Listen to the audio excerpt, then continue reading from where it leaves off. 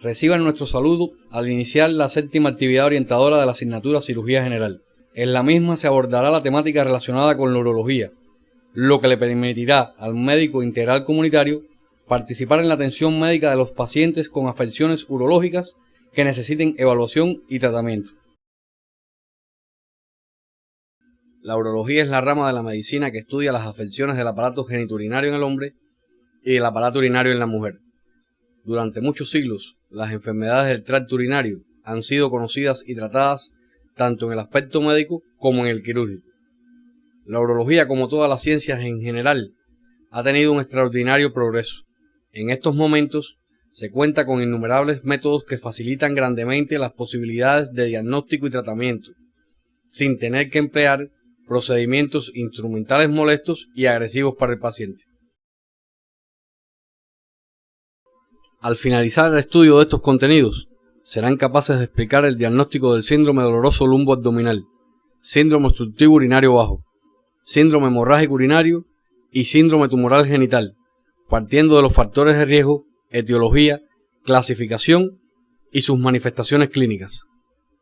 Reconocer los principales medios diagnósticos empleados en el estudio del síndrome doloroso lumboabdominal, síndrome obstructivo urinario bajo, síndrome hemorrágico urinario y síndrome tumoral genital, así como seleccionar la conducta terapéutica integral correcta en cada caso. El síndrome doloroso lumboabdominal constituye el tercer síndrome más frecuente en urología, solamente superado por los síndromes infecciosos y los síndromes obstructivos en ese orden. Se caracteriza fundamentalmente por el dolor en la región lumbar, lugar donde anatómicamente se encuentra situado el riñón, y puede irradiarse a toda la región del abdomen ipsilateral, incluso a los genitales y cara interna de los muslos, dependiendo de la causa y la patología que lo origine. El dolor tiene diferentes formas de presentación.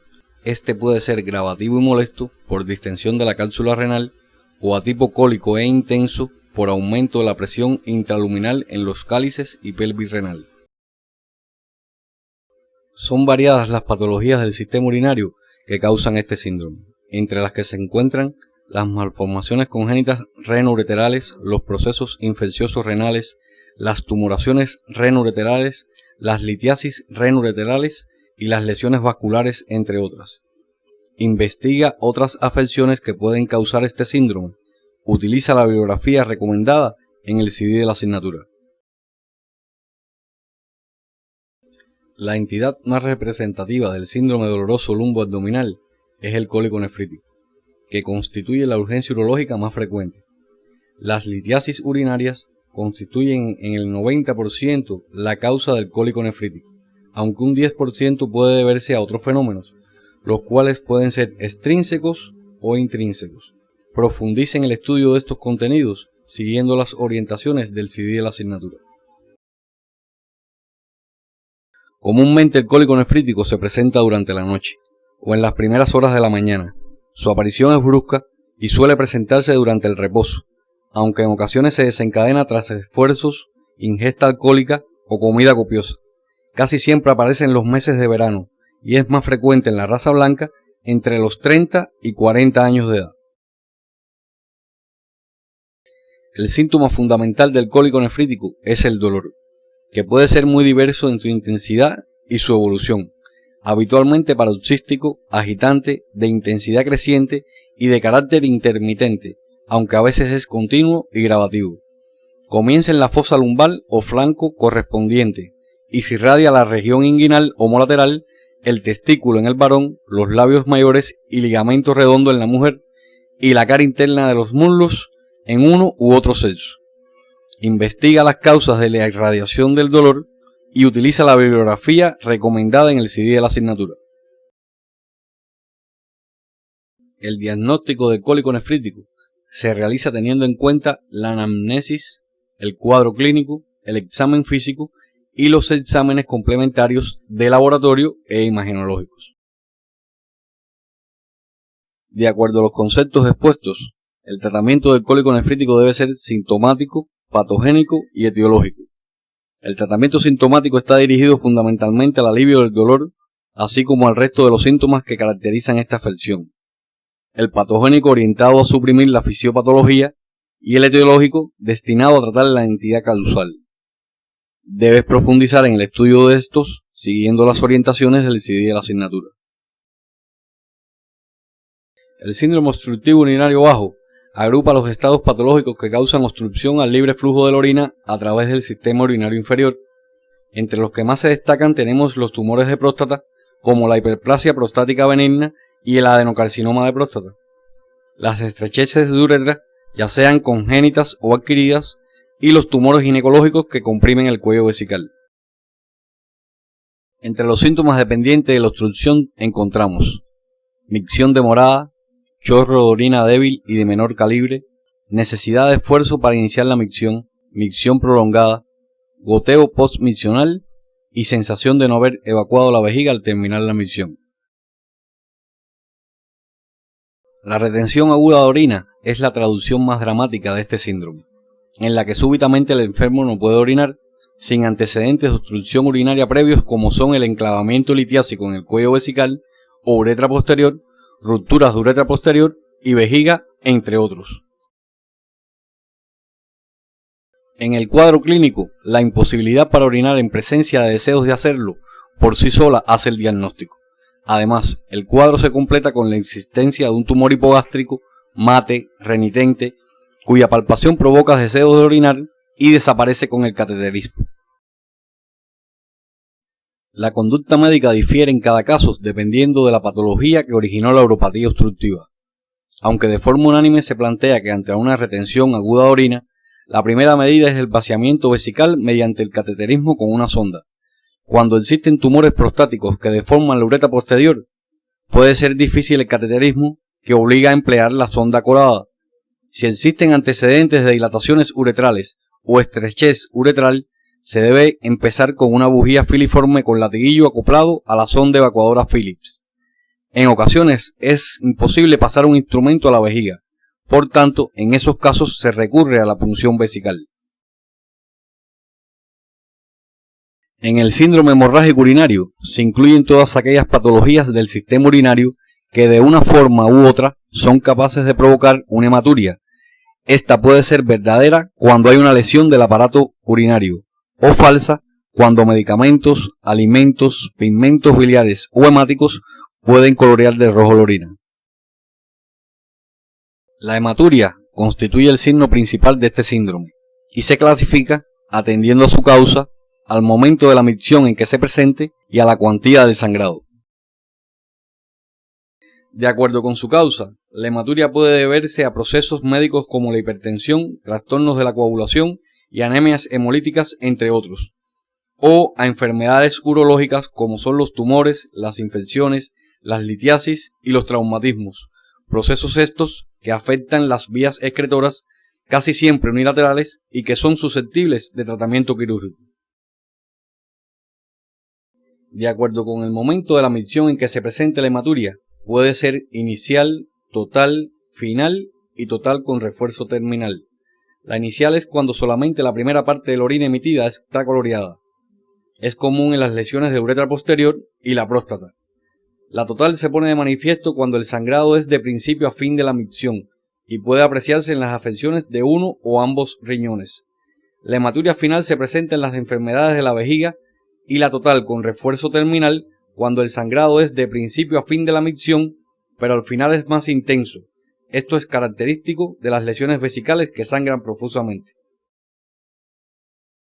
De acuerdo a la cuantía del sangrado, la hematuria puede ser ligera cuando es de poca intensidad y duración, que no afecte el estado general ni compromete la vida del paciente, e intensa cuando por su duración e intensidad afecte el estado general del paciente hasta poner en peligro su vida. El diagnóstico del síndrome hemorrágico urinario se realiza teniendo en cuenta la anamnesis, el cuadro clínico, el examen físico y los complementarios de laboratorio e imagenológicos. El diagnóstico dada la positividad de la prueba de la benzidina no siempre es preciso, ya que la hemoglobinuria, frecuente en las anemias hemolíticas, no presenta hematíes, de ahí que lo único que asegura que una orina contiene sangre es la presencia de hematíes en la misma.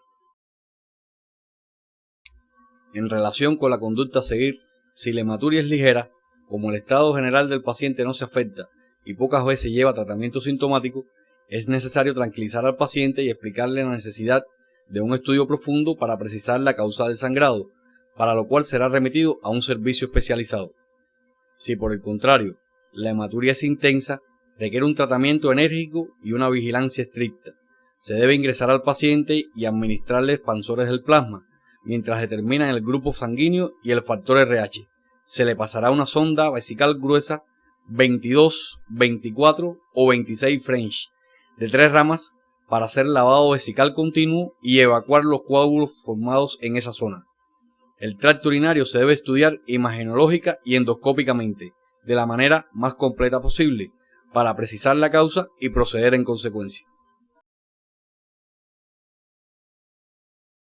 El síndrome tumoral genital es un conjunto de entidades patológicas que tienen como denominador común producir lesiones en los genitales masculinos, ya sean internos o externos. Nos referimos a la palabra lesiones, ya que como se podrá encontrar en la literatura, no todas las tumoraciones de los genitales cursan con aumento de volumen de la estructura afectada. Por ejemplo, en el carcinoma peniano, la lesión puede ser únicamente un cambio de coloración, una induración o una ulceración en el sitio de asiento de la lesión. Las patologías agrupadas en el síndrome tumoral genital pueden clasificarse en patologías malignas y benignas. Dentro de las malignas se encuentran los tumores de pene, tumores testiculares, tumores paratesticulares y otros tumores. Debes revisar los tipos de tumores que pertenecen a esta clasificación, siguiendo las orientaciones del CD de la asignatura. Dentro de las patologías benignas se encuentran las enfermedades del contenido escrotal, como son el hidrocele, el varicocele, la torsión del cordón espermático, la torsión de las apéndices testiculares y la orquipididimitis. Los tumores del testículo no son frecuentes. No ocurre así con los tumores de pene, que representan el 2% de los tumores malignos del aparato urogenital. Su incidencia varía de acuerdo con la distribución geográfica. Se presenta con mayor frecuencia en los países donde la circuncisión no es práctica común, y ocupa del 10 al 20% de todas las lesiones malignas en África y Sudamérica. Ocurre con mayor frecuencia en los hombres mayores de 50 años, aunque se ha reportado en hombres jóvenes. No es muy común en niños. El factor causal más relacionado con el cáncer de pene es la irritación del esmema, debido a una higiene deficiente, ya que la mayoría de esos tumores se originan en los hombres que no han sido circuncidados. Aunque se ha sugerido una posible relación con el cáncer cervicuterino, existen reportes que lo niegan, así como con la infección por herpes genital. Además, no existe una relación causal documentada entre esta afección y las enfermedades de transmisión sexual. La forma de presentación más común del cáncer de pene es la aparición de un nódulo o una úlcera en el glande. También puede aparecer como una zona eritematosa, una induración o una lesión exofítica en la piel o el cuerpo del pene. La mayoría son indoloros. En los pacientes fimóticos puede haber sangrado, prurito, ardentía o secreción purulenta a través del orificio prepucial. Más del 50% de los casos presenta ganglios inguinales voluminosos. El diagnóstico se realizará mediante la utilización del método clínico epidemiológico, utilizando la anamnesis, el examen físico y los exámenes complementarios de laboratorio, imagenológicos y anatomopatológicos. La conducta terapéutica depende de la extensión local del tumor y del estado de los ganglios linfáticos regionales. Se debe tener en cuenta el sistema de estadiaje comúnmente utilizado y que fue propuesto por Jackson en 1966. Etapa 1. Tumor confinado a glande o prepucio. Etapa 2. Incluye cuerpo del pene. Etapa 3. Ganglios inguinales quirúrgicos. Etapa 4. El tumor se extiende más allá del cuerpo del pene con metástasis a distancia y ganglios inguinales inoperables. El tratamiento tiene 4 pilares fundamentales: el tratamiento de la lesión primaria, el tratamiento de la enfermedad ganglionar, la radioterapia y la quimioterapia. Debes profundizar en el estudio de estos contenidos siguiendo las orientaciones del CD de la asignatura. La supervivencia en esta afección se relaciona con la presencia o ausencia de enfermedad ganglionar. Los promedios de supervivencia a 5 años oscilan entre el 65 y el 90% para pacientes sin enfermedad ganglionar. En presencia de enfermedad metastásica ganglionar, el promedio decrece a 50%. Es por ello que el pronóstico dependerá del momento en que se haga el diagnóstico y que se realice el tratamiento adecuado, aspecto en el cual la labor del médico integral comunitario resulta relevante. Al finalizar la actividad, podemos arribar a las siguientes conclusiones. El síndrome doloroso lumboabdominal constituye el tercer síndrome más frecuente en urología. Se caracteriza fundamentalmente por el dolor en la región lumbar. Su entidad más representativa es el cólico nefrítico. El síndrome obstructivo urinario bajo agrupa los estados patológicos que causan obstrucción al libre flujo de la orina a través del sistema urinario inferior. La retención aguda de orina constituye su traducción más dramática. El síndrome hemorrágico urinario incluye todos aquellos estados patológicos que de una forma u otra son capaces de provocar hematuria, que es su signo principal, y se clasifica atendiendo a su causa, momento de la micción en que se presenta y cuantía del sangrado. El síndrome tumoral genital es el conjunto de entidades patológicas que tienen como denominador común producir lesiones en los genitales masculinos, ya sean internos o externos. Pueden agruparse en benignas o malignas. En el día de hoy orientamos el estudio de las afecciones urológicas más frecuentemente atendidas. Sin embargo, también constituyen motivo de consulta las afecciones oftalmológicas, dentro de las que se encuentran las infecciones e inflamaciones de los anexos oculares y el segmento anterior, motivo de nuestra próxima actividad orientadora.